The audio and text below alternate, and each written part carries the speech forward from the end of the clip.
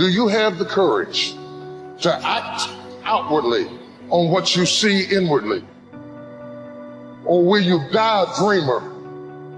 Will you die on the verge and on the edge and in the land of coulda, woulda, and shoulda? It is far easier not to be successful. If you don't want to make waves, be mediocre. Be normal and fit in. And some of you, there are things you like, you have absolutely no control. You are like a slave to you. You are a slave to your personality. You are a slave to some of your vices. You are a slave to some of the things you like. You are a slave. You have absolutely no control. And what I'm telling you is the reason why we fast from time to time is not that we have to fast, but at some point you got to fast because you got to tell the flesh who's in control. I'm in control. You're not in control. I know you don't want to wake up. You don't have an option. Get up. And the time is now. The secret of your success is determined by what we do daily. Make every day your masterpiece. So right now, what do you want to change? What's it really like? What do I really want in depth?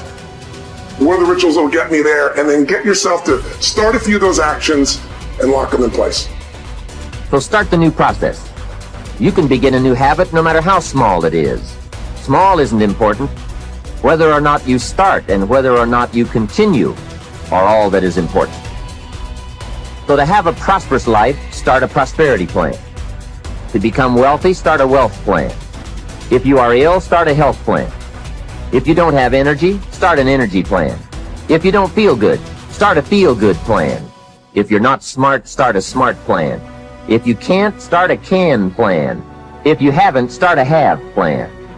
Recognize that the start of the better life, the happy life, the wealthy life is today. Both the process and the result can begin today. Start the new journey today. If you think of a new idea, today is the day to begin the discipline of putting that idea into action. Set this day up as a long, busy, exciting start for your new life. You have to remember, all success starts with self-discipline.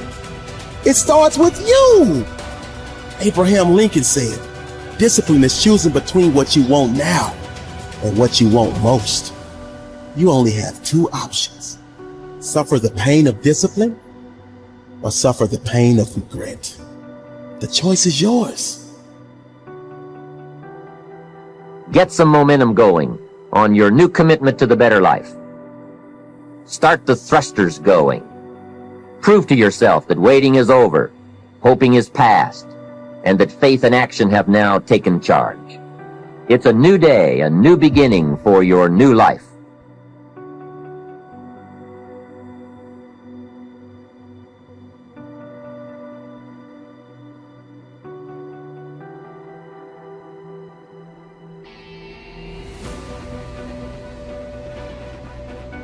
You should use a calendar to structure your days, because if you know what you're doing tomorrow, it decreases your anxiety substantially because you need that kind of structure. You need a pathway.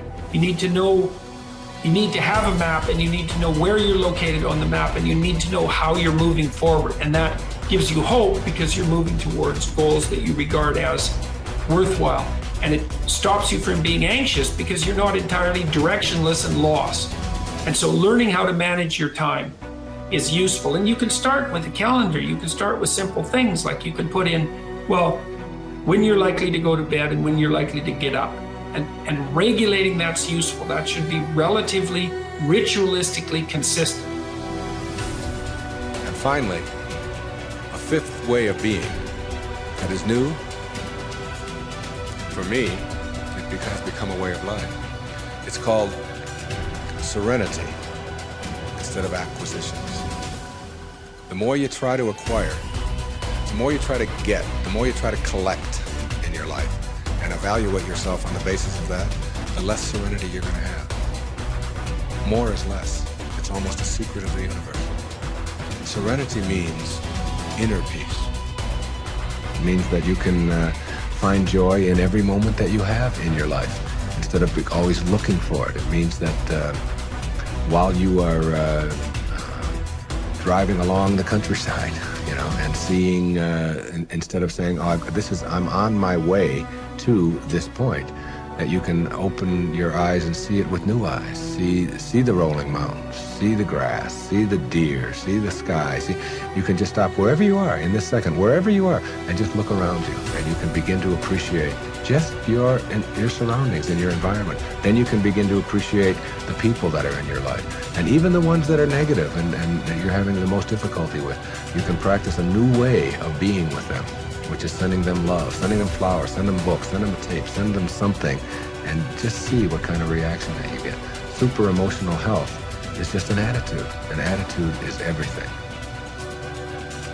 The aims that you have in your life, the ethical aims, and those are the aims that direct your actions, also direct your perceptions, that this is true at a neurophysiological level, and that much of the way that the world manifests itself to you is a consequence of the structure of your ethics. So it's your ethical structure that's instantiated neurophysiologically that serves as an intermediary between the world of phenomena, let's say objective phenomena, and your perception of that.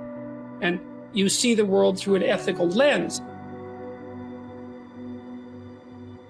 And what I want to know is why we weren't taught these things growing up. Me too. Tell me. Right? So if you were, if they were like, okay, Tony, we're giving you the key to the education system. Yeah. And how would you apply, what teachings would you apply into about finances? Learning about this, how to generate wealth as opposed to trading time for money, but really leveraging it and investing it the right way. What would you start implementing? Well, the first thing you want to teach anybody, a child, a kid, anybody, is that you'll never earn your way to freedom.